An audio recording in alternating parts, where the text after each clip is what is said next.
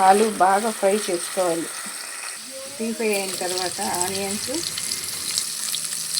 కరివేపాకు, పచ్చిమిరపకాయలు కూడా వేయాలి. ఇవి కూడా బాగా ఫ్రై చేయాలి. కాజు కూడా వేయాలి. సాల్ట్ కూడా వేసేస్తాను. తొందరగా డీప్ ఫ్రై అయిపోయింది.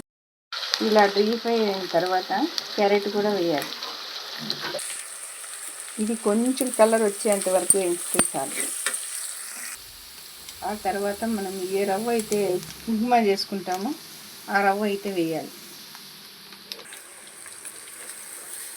బాగా మిక్సింగ్ చేసి దీన్ని బాగా ఫ్రై చేయాలి. రవ్వను ఇలా బాగా ఫ్రై చేయాలి.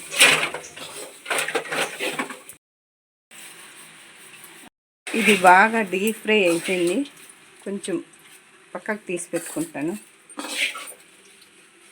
ఇన్స్టంట్ ఉప్మా రవ్వ ఇదైతే పిల్లలకైతే నేను టిఫిన్ అయితే తెస్తున్నాను. చూడండి, ఇన్స్టంట్ ఉప్మా రెడీ అయిపోతుంది. చల్లారిన తర్వాత మనం పూరీ బాక్సులు అయితే పెట్టుకొని మూత పెట్టుకునేది. పేపర్ పెట్టి కవర్ చేసుకోవాలి.